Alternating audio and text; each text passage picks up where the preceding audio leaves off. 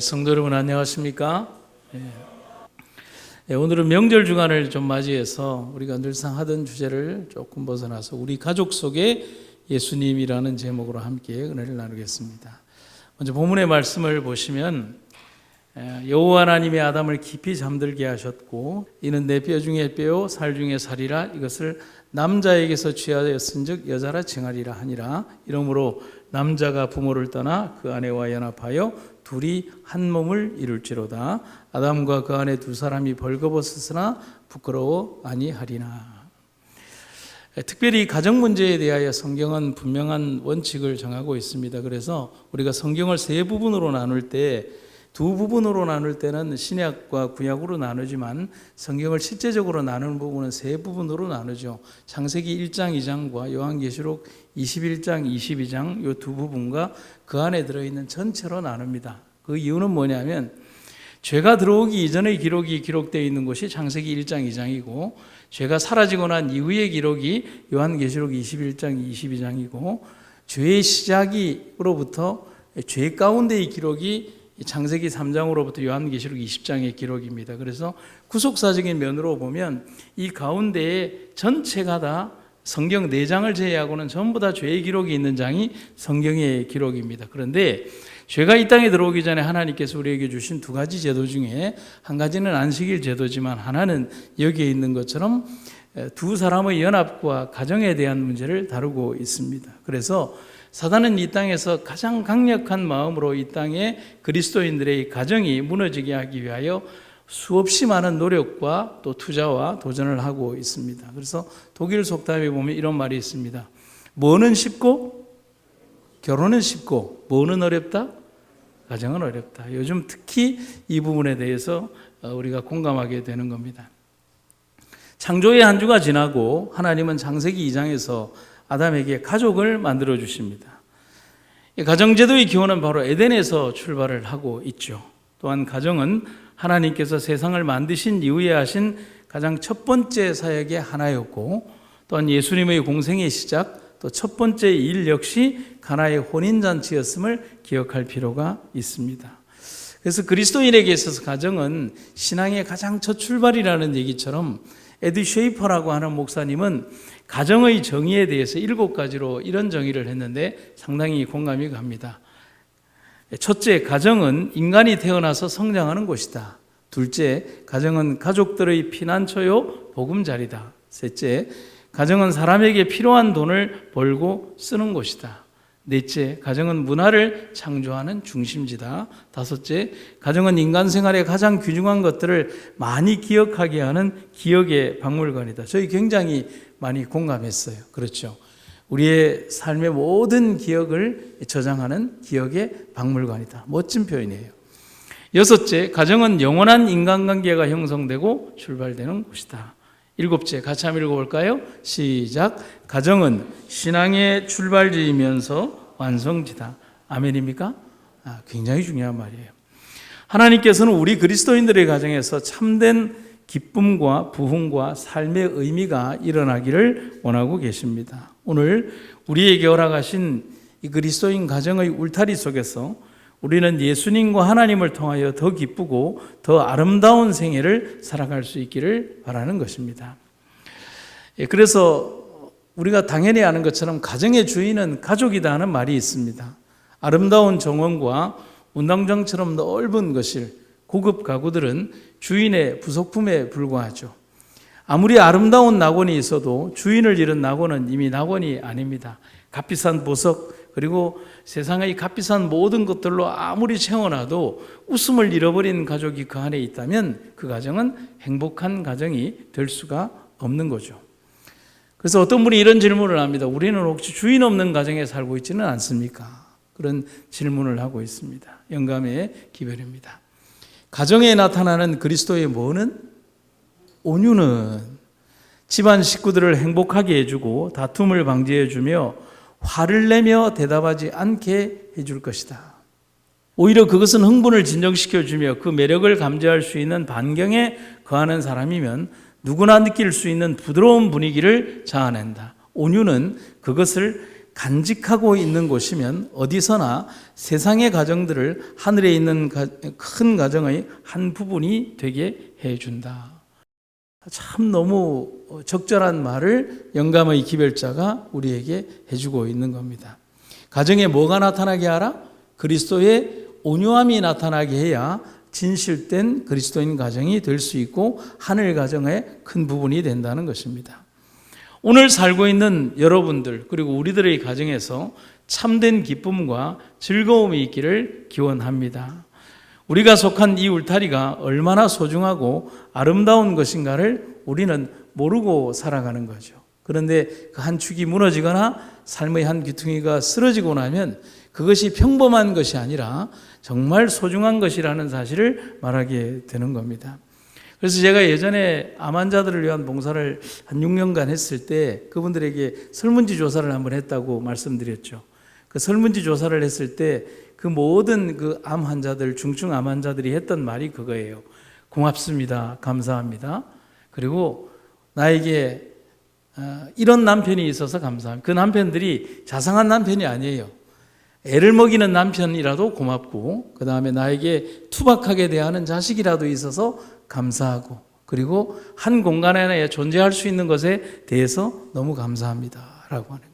그래서 자기들이 지금 누리고 있는 그 평범함이 얼마나 소중하고 기쁜가를 오히려 저희들에게 가르쳐주는 그런 시간들이었다는 겁니다. 그래서 스위스의 교육가인 페스탈로치는 이런 말을 합니다. 가정은 최상의 학교다. 이 학교의 교과 과정은 뭐다? 사랑이다. 이 자동차를 만든 헨리 포드는 무척 가정적인 사람이었어요. 자동차 사업으로 거부가 된 뒤에야 고향 땅에 집을 지었습니다. 헨리 포드가 이 거대한 부자가 집을 지었다면 얼마나 큰 집을 지었을까요? 그런데 집이 너무 초라한 거예요. 그래서 친구들이 와서 그런 얘기를 합니다. 아니 백만장자의 집으로 너무 초라하지 않습니까? 그러니까 이 포드가 친구들의 질문에 이런 의미 있는 답변을 합니다. 건물이 문제가 아닐세 그 속에 사랑이 있으면 위대한 가정이고 사랑이 없으면 석조로 지은 대저택도 무너지고 만다. 가정의 참된 값어치란 겉에 있는 것이 아니다. 서로를 위해 희생하는 진실한 사랑만이 가정의 가장 아름다운 울타리가 됨을 우리는 살면서 배워 나가는 겁니다. 이걸 우리가 가장 잘 배울 수 있는 게 흥부전이에요. 흥부가 가난했지만 뭐 했어요? 행복했어요. 굶었지만 가족들과 함께 기쁘게 살았어요. 그런데 이 흥부가 어떻게 됩니까? 부자가 되죠. 박씨 나라, 이 제비나라에서 박씨를 물어다 준 그 박이 열리면서 그 안에서 무수히 많은 보물들이 나오는데 행복해졌을까요? 흥부전의 제일 마지막은 이렇게 끝나요. 이 제비나라에서 온 수없이 많은 재물과 이 재물을 가져온 이 양귀비 같은 여인들이 한 사람도 제 나라로 돌아가지 않았답니다. 그리고 원문에 보면 뭐라고 되어 있냐면 모두 다 흥부의 첩이 되었더라. 흥부전의 이야기는 행복으로 끝나는 걸까요? 불행으로 끝나는 걸까요? 결국은 불행으로 끝나는 이야기를 말해주는 거예요. 진정한 사랑이 있다면 아무리 가난한 곳에 살아도 행복하지만 그러나 아무리 많은 부귀영화가 있다 하더라도 진실된 사랑이 존재하지 않으면 그것은 껍데기에 불과하다는 사실을 흥부전의 원전에서 가르쳐 주고 있는 겁니다. 그래서 오늘 몇 가지를 생각을 해보면요. 첫 번째는 우리의 가정에 그분을 닮은 아버지, 어머니가 있어야 한다는 겁니다. 부모들은 자신의 품성과 가정생활에서 하늘 아버지의 사랑과 선행의 모범을 보이고자 노력해야 한다. 가정에 햇빛이 넘치게 해야 한다. 이것이 우리들의 자녀들에게 토지나 돈보다 훨씬 가치 있을 것이다. 가정에 대한 사랑이 저희 마음에 생생하게 간직되어 저들로 하여금 저희 유년 시기의 가정을 하늘 다음 가는 평화와 행복의 장소로 돌아보게 해야 한다. 집안 식구들이 모두 동일한 성품의 특성을 가지지 않았으므로 때때로 인내와 관용을 베풀 기회가 많을 것이다. 한 가정을 이끌어가는 데 가장 중요한 일을 하는 사람은 그 가정의 가장인 아버지입니다. 그는 가정의 제사장이고 기도의 중보자이고 성경의 교사고 예배의 인도자입니다. 그의 신앙이 가정의 신앙이고 그의 믿음의 표준이 그 집의 믿음의 표준이 되기도 합니다. 아버지로 부름을 받은 저와 여기에 있는 모든 어르신들은 우리에게 맡기신 소중한 직분을 감사하고 성실하게 지켜나가야 할 겁니다. 세상의 어떤 보화와 값어치보다도 가정이라는 이 값진 보석을 주셨음을 감사하고 욥의 경험처럼 그 자녀들을 위한 감사의 제단을 잊지 않는 우리가 되기를 간절히 바랍니다. 오늘 아버지와 어머니로 부르심을 받은 모든 분들은 하늘의 아버지를 닮은 부모가 되기로 다시 한번 결심하시기를 간절히 바랍니다. 그분이 하신 말씀, 그분의 생애처럼 가장 정직하고 부끄럽지 않은 모습으로 자녀들을 이끌 수 있는 우리들이 되기를 바랍니다. 한상경 교수님이라는 분의 글에 보면 이런 얘기가 나옵니다. 이분은 원예학과 교수인데 예전에 믿음에 대한 강의를 전국을 통해서 하셨어요. 교수님이 고속도로에서 추월을 했습니다. 교통단속 경찰관에게 단속이 된 겁니다. 참 큰일이죠. 벌점이 몇 점이고 그 다음에 벌금이 몇만 원인가 벌써 계산이 확 돌아가는 겁니다. 근데 속으로 생각하기를 만 원이면 될 텐데 옛날에 있잖아요. 면허증하고 만 원짜리 주면 통과됐잖아요. 그 시절 얘기거든요. 단속 경찰관도 딱지를 끊을 목적이 아니라 이 사람에게 뭔가 돈을 받을 목적으로 면허증 좀 봅시다 하면서 이 핸들 있는 쪽으로 손을 쑥 내밀었습니다. 그 말은 뭐냐면 뭘 달라는 거예요? 돈을 달라는 거거든요. 그러면 옛날에 공식이 있었죠. 면허증 밑에다가 만 원짜리를 이렇게 구겨서 이렇게 넣으면 그게 통과되는 관례였습니다. 웃으시는 분들은 한 번씩 해본 경험이 있을 거예요. 그러면서 경찰관이 이렇게 얘기합니다. 수고하십니다. 과속하셨습니다. 점심값만 좀 주고 가십시오. 라고 하더라는 겁니다. 그래서 교수님도 잘 됐다. 몇만 원 벌금을 내거나 벌점을 끊는 것보다는 만 원 한 장이면 되니까 돈을 꺼내려다가 그의 눈에 누가 보였어요. 누가 보였을까요? 룸미러로 뒤쪽에 앉아있는 자기의 어린 아들이 자기를 보고 있는 거예요. 큰 충격을 받은 거예요. 그래서 이 교수님이 경찰관에게 이런 얘기를 합니다. 경찰관님, 제가 과속을 했습니다. 규정대로 하십시오. 제 뒤에 아들이 저를 보고 있습니다. 근데 이 말에 충격을 받은 사람은 누굴까요? 경찰이 더 충격을 받은 거예요. 한참을 노려보던 그 경찰이 손을 부들부들 떨더니만은 정중하게 격려를 하더니만은 앞으로 조심하십시오라고 하더니만은 보내더라는 겁니다.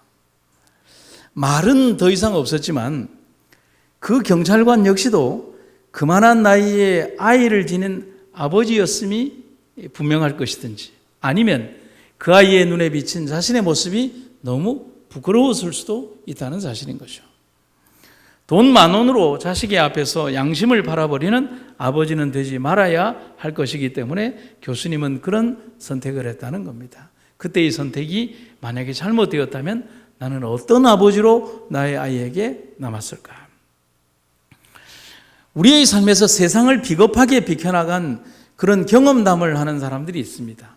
권모와 술수와 그리고 어떤 편견의 모습으로 어떤 잘못된 방식으로 비켜나간 것을 그냥 자기도 모르게 자기의 자식들이나 믿음의 자녀들에게 자랑스럽게 얘기하는 사람들이 있습니다.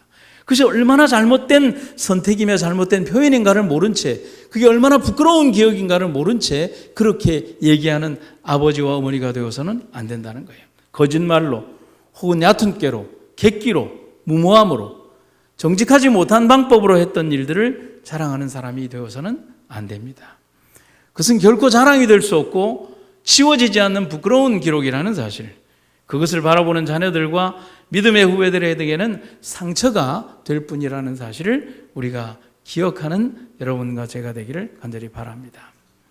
주님은 그의 구속받은 가족들에게 완전을 요구하신다. 그는 품성건설의 완성을 요구하신다. 아버지 된 자들과 어머니들은 자녀들이 하나님과 협력하도록 그들을 훈련시키는 최선의 방법을 이해할 필요가 있다. 남자들과 여자들 그리고 청년들과 소년, 소녀들은 그들이 가정생활에서 나타내 보이는 그대로 하늘 저울에 나타난다. 가정에서 그리스도인이면 어느 곳에서나 그리스도인이다. 아멘입니까? 아멘이지만 무서운 말이기도 해요. 가정에서 그리스도인이 되어야 어느 곳에서나 그리스도인이 된다는 말이기도 하다는 거죠. 가정생활에서 실천하는 신앙은 헤아릴 수 없는 감화를 끼친다. 사랑하는 자녀들을 위하여 항상 예배드리는 생애를 즐겼던 욥과 같은 아버지가 있습니다. 아무리 많은 재물이 주어질지라도 그것을 포기하고 가장 의로운 길을 택했던 모세와 같은 아버지가 있습니다. 자녀를 살리기 위해 자신의 목숨마저도 내던졌던 수로보니게 여인 같은 어머니의 믿음도 있습니다. 그리고 우리의 예수님, 우리의 영원한 아버지가 계십니다. 우리 역시도 이런 믿음의 부조들이 가졌던 그런 모습의 아버지와 어머니의 모습으로 새로운 인생, 새로운 삶에 도전하시기를 간절히 바랍니다. 두 번째는 남편과 아내의 사랑이 하나님과 함께 깊어가는 가족이 되기를 간절히 바랍니다. 에베소서에 보면 이런 말씀이 두 구절이 등장을 합니다.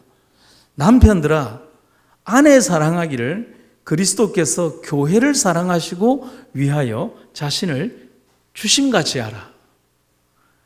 22절, 아내들이여 자기 남편에게 복종하기를 주께 하듯 하라. 여러분, 이게 누가 높고 누가 낮은 거예요? 누가 높고 누가 낮은 거예요? 내 편에서 보면 항상 상대방이 존중받아야 한다는 거예요. 아내의 입장에서는 누가요? 남편이. 남편의 입장에서는 누가요? 아내가. 그래서 바울은 에베소 교회에 보낸 편지에서 이 두 존중을 상대방의 측면에서 얘기를 해주고 있는 거예요. 남편과 아내라는 사이는 가장 힘들고도 어려운 사이가 됨을 우리는 잘 알고 있습니다. 연애하는 과정을 지날 때는 사랑하는 사람의 흐트러진 모습을 볼 이유가 없어요. 잘 보여야 되니까. 서로가 정돈된 매너만을 보았기에 실망이 없어요. 그러나 산다는 것은 뭐죠? 가장 밑바닥에서부터 모든 것을 보여주는 것이고 그것마저도 사랑하게 될 때 부부일 수 있는 겁니다. 평생을 함께 살았던 장로님 부부가 있는데 평생에 한번 몇십 년 만에 처음 싸웠대요. 그러면서 장로님이 씩씩거리면서 목사님에게 와서 그러는 거예요. 우리 집사람 얼굴에 사마귀가 있어요, 글쎄 라고 하는 겁니다. 그 사마귀는 전에 때부터 있던 거거든요. 그 사모님 사마귀가 언제부터 있던 건데요? 몰라요. 이번에 보이대요. 그러더라는 겁니다. 그러니까 평생을 사랑하고 존중할 때는 안 보이던 그 사마귀가 싸우고 나니까 뭐가 보이더라는 거예요? 사마귀가 보이더라는 거예요. 참된 그리스도인 가정의 부부가 되기 위해서는 몇 가지의 노력이 필요합니다. 제가 5가지를 순차적으로 짧게 말씀을 드립니다. 첫째, 서로를 위해 뭐하는 부부가 되어야 된다고요? 기도하는 부부가 되어야 합니다. 왜 그러냐 하면 특별히 우리 그리스도인에게 주어진 특권 가운데 가장 큰 특권이 기도하는 특권입니다. 미웠던 감정도 기도 속에서는 어떻게 돼요? 사라지게 됩니다. 우리 그리스도인들이 재림연수원을 왜 갑니까? 김들숙 집사님 재림연수원 왜 가요? 기도하러요? 재림연수원만 가면 사람이 착해져요. 왜 착해지느냐 하면 자기하고 예수님만 있거든요. 자기하고 예수님만 있으니까 누구의 허물밖에 안 보여요? 내 허물밖에 안 보이는 거예요. 그 하나님과의 대면한 모습 속에서 내가 못해 주었던 사람에 대한 기억만 보이고 들리고 기억나는 거예요. 그러니까 자기가 낮아질 수밖에 없는 거예요. 그래서 우리가 재림연수원까지 가지는 않더라도 하나님 안에서 기도하게 되면 기도하는 감정 속에서 내가 감정적으로 대했던 것들, 그리고 미워했던 감정들, 그리고 나의 탐심과 교만으로 대했던 부부관계 속에서 있었던 일들이 그 기도 속에서 사라지고 사랑의 마음이 더욱 깊어지게 된다는 겁니다. 영감의 기회를 보면요, 남편은 하나님을 믿는 믿음을 가지고 사단을 대항하여 표준을 높여야 할 것임에도 불구하고 그 자신과 아내의 유익에 대하여 아무것도 모르는 듯하다. 그는 아내를 무관심하게 대한다. 그는 자신이 하고 있는 바를 알지 못한다. 그는 자기 자신의 행복에 직접적으로 해가 되는 일을 하고 있으며 가족의 행복을 파괴하고 있다. 아내는 풀이 죽고 낭망하게 된다. 희망과 유쾌함은 사라진다. 아내의 유쾌함과 용기의 결핍은 온 가족에게 느껴진다. 안식일 준수자들의 가정들 가운데 이와 같은 비참한 가정들이 많이 있다. 천사들은 이 부끄러운 소식을 하늘로 가져가며 그 모든 사실을 기록한다. 오늘 우리가 나의 배우자에게 대하는 모든 것들이 우리의 삶의 기록 속에 기록이 되고 있으며 우리의 가정을 천국으로 만드느냐 아니면 그렇지 않은 장소로 만드느냐를 결정하게 된다는 사실입니다. 두 번째는 서로 믿어주는 부부가 되어야 합니다. 배우자와의 관계에서 가장 중요한 것은 뭐냐? 신뢰입니다. 선의의 거짓말도 해서는 안 돼요. 믿어야 합니다. 그리고 믿어줘야 합니다. 같은 의미에서 세 번째는 서로에게 정직한 부부여야 합니다. 정직은 부부 사이에 가장 필요한 요소입니다. 여러분, 우리 가족 관계에서 피가 섞이지 않은 딱 두 사람이 있다면 부부입니다. 그렇죠? 다른 관계들은 다 피가 섞여 있어요. 모계 쪽으로 피가 섞여 있든 부계 쪽으로 피가 섞여 있건 아이들은 부모님 유전자의 97%를 가지고 태어난다고 하죠. 아빠의 유전자와 엄마의 유전자를 합쳐서 97%의 유전자가 자녀들에게 갑니다. 딱 3%만이 부모의 유전자가 아닌 독립적인 유전자라고 해요. 그렇다면 두 유전자 사이에 전혀 연결되지 않는 두 사람이 부부인 거예요. 그 두 사람 사이에 존재하는 것은 뭐죠? 믿음과 정직인 거예요. 어떠한 형태로도 부부 사이에는 정직함이 존재해야 됩니다. 아주 작은 것에서부터 아주 세밀한 것까지를 다루는, 그러기 위해서는 뭐 해야 돼요? 서로 대화하는 부부가 되어야 되는 것입니다. 정직은 부부 사이에 가장 필요한 요소입니다. 거짓말은 사랑을 깨는 망치라고 했습니다. 네 번째는 나는 당신을 믿는 마지막 후원자가 되어야 합니다. 누가요? 배우자가 남편에게 그 당신을 믿는 마지막 후원자는 아내든지 남편이 되어야 한다는 거예요. 세상에서 지탄받는 사람이어도 마지막까지 그를 믿어줄 사람은 누구예요? 배우자인 거예요. 세상에서 능력 없는 사람이라고 치부를 받아도 그 능력을 인정해 줄 수 있는 사람은 누구예요? 배우자인 겁니다. 세상의 사람들이 그 사람의 평가절하를 내도 그 사람의 능력을 최대로 보여줄 사람은 누구예요? 배우자인 겁니다.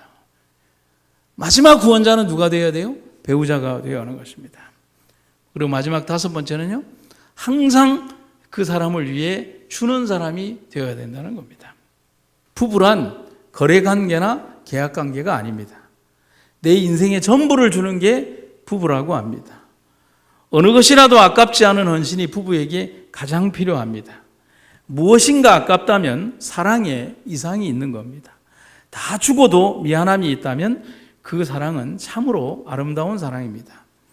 어쩌면 우리는 우리의 배우자 앞에서 가장 이기적인 삶을 살아온 것은 아닐까를 다시 한번 생각해 보아야 합니다. 가장 아름다운 칭찬과 가장 훌륭한 훈장을 선사받을 사람은 여러분과 함께하는 남편이요 아내임을 잊지 말도록 합시다. 한 존경받는 랍비가 있었습니다. 그는 매주 금요일이면 회당에서 설교를 했는데 많은 사람들이 설교를 듣기 위해서 회당에 운집을 했는데 그 가운데 이 랍비의 설교를 너무 좋아하는 한 여자가 있었어요. 근데 당시 유대인들은 금요일 밤이 오기 전에 다음 날에 안식일을 예비하기 위해 음식을 다 만들어 놔야 되는데 이 여인이 랍비의 이야기를 듣느라 시간 가는 줄을 모르고 여러 번에 걸쳐서 음식 만드는 일을 소홀히 하게 된 적이 많은 거예요. 이날도 설교를 듣다가 늦게 집으로 가게 됐는데 집에 도착했을 때 남편이 굉장히 노한 표정으로 문 밖에 서서 기다리고 있는 겁니다. 왜 늦게 왔냐고. 그러니까 이 여인이 뭐라고 했을까요? 랍비의 말씀이 너무 좋아서 하다 보니까 늦게 되었다고요. 그러자 남편이 화를 내면서 당신이 랍비의 얼굴에 침을 뱉고 오기 전에는 집에 들어올 생각을 하지 말라고 합니다. 여러분, 이게 가능한 조건인가요? 가능하지 않은 조건이. 그러니까 아내를 이참에 내가 쫓겠다는 겁니다. 화가 나서. 이 여인이 할 수 없이 집에도 못 들어가고 친구의 집에 있는데 이 얘기가 랍비에게 들어간 겁니다. 라피가 그 소식을 듣자 그 여인을 자신의 집으로 초대해서 여러 사람들이 있는 가운데에서 이런 이상한 얘기를 합니다. 제가 눈이 아픈데 이것은 물로 씻어내야 한다고 합니다. 그런데 지금 저희 이 주변에 물이 없으니 당신의 침으로 제 눈을 좀 닦아 주시겠습니까? 라고 얘기를 하는 거예요. 그러면서 자기의 얼굴을 내밀은 거예요.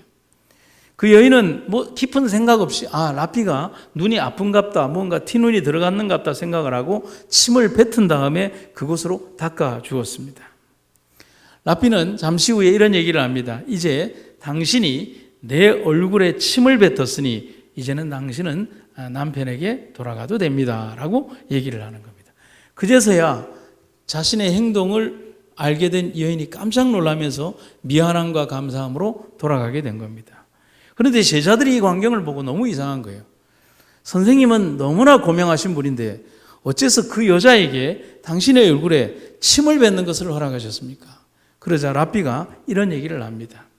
한 가정을 평화를 찾아주기 위해서라면 어떤 일이든지 해야 할 것이다. 이 이야기는 평화를 잃어버린 한 가정을 회복시키기 위해 한 위대한 라피가 자신의 명예나 자존심을 던지는 것을 보여주고 있는 것입니다. 이와 같이 예수님도 우리들의 가정의 평화를 영원하시고 그 가정을 사랑하시기 때문에 기꺼이 자신을 내어주셨음을 감사하시기를 간절히 바랍니다. 마지막 세 번째는 예수님과 같은 자녀가 되기를 간절히 바랍니다. 예수님은 참으로 아름다운 아들이셨습니다. 그분의 순종과 아들로서의 모습을 보면서 이 땅에서 사는 우리들의 모습이 그러해야 하겠습니다. 예수님 자신이 찢기시는 십자가의 형벌을 받으시면서도 예수님은 자신을 위하여 눈물을 흘리시는 어머니를 위한 마음을 잊지 않았습니다. 예수님께서 십자가에 달려 돌아가실 때 십자가에서 하셨던 십자가상의 7마디 중에 하나가 있죠. 여자여 보소서 당신의 누구입니다? 아들입니다. 내가 당신을 위하여 할 수 없는 그 일을 나의 사랑하는 제자가 당신을 위하여 육신의 아들이 되어 당신을 봉양할 것입니다. 그만큼 예수님은 사랑받는 아들이었다는 사실입니다. 나는 아버지이면서 누군가의 아들이기도 합니다.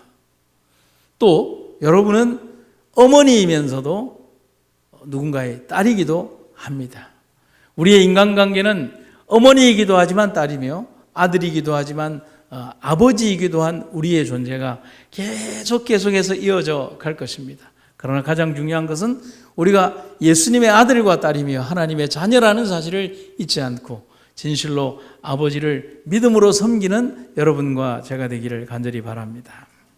믿음으로 행하는 모든 사람이 얻게 되는 정금보다 귀한 경험이 있다. 요동치 않고 하나님을 믿는 믿음으로 행하는 사람은 하늘에 연결이 되어 있다. 하나님의 자녀는 힘을 얻고 지도를 받기 위하여 하나님만을 바라보며 그분의 사업을 행해야 한다. 아무리 어렵고 괴로운 처지에 놓인다 할지라도 낙담하지 말고 온전한 희망을 가지고 힘써 일해야 한다. 성도 여러분, 우리에게 추석이 있다는 것은 사랑하는 가족과 함께 보내는 시간이 주어졌다는 것을 말합니다. 이 귀한 명절의 기간에 여러분들의 사랑하는 가족들을 다시 한번 떠올리고 그들이 얼마나 소중한 존재인가를 기억하시고 또 믿음의 가족으로 엮어주신 성도들과의 아름다운 교제가 하늘까지 이어지게 되기를 간절히 바랍니다. 마지막으로 한 구절을 읽고 마치겠습니다. 가정은 쾌활과 예절과 사랑이 깃드는 곳이 되어야 한다. 그리고 그와 같은 미덕들이 있는 곳에는 행복과 평안이 있을 것이다. 곤란한 문제들이 생길 수도 있지만은 그런 것들은 인간으로서 피치 못할 것들이다. 비록 날씨가 아무리 흐릴지라도 인내와 감사와 사랑이 마음속에 있는 햇빛이 되게 하라. 그런 가정에 하나님의 천사들이 거한다. 하늘의 천사들이 거하는 아름다운 가정, 또 하나님의 임재가 있는 가정, 사랑이 넘치는 가정, 웃음이 있는 가정, 비록 풍부한 돈은 없을지라도 그러나 진실한 사랑과 교제가 있는 가정이 되기를 주님의 이름으로 축원합니다. 말씀을 마치겠습니다. 사랑의 아버지 하나님, 오늘 우리를 인도하신 사랑에 감사드립니다. 우리에게 이토록 아름다운 가정을 허락하시고 함께 하늘까지 가는 귀한 경험을 허락하신 주님께 감사드립니다. 가정의 아버지들, 가정의 어머니들, 가정의 모든 소속된 자녀들과 온 가족들이 함께 믿음으로 하늘에 이르기까지 지켜주시고 인도하여 주시옵소서. 세상 속에서 당면하는 모든 문제들에 대하여 하나님 그들이 이겨나갈 수 있는 힘과 용기 주시기를 간절히 구하며 우리가 믿음으로 연결되어 함께 하늘을 향한 여정을 가게 하여 주시옵소서. 오늘도 우리에게 허락하신 이 귀하고 아름다운 시간을 감사드리며 예수님의 이름으로 기도드립니다.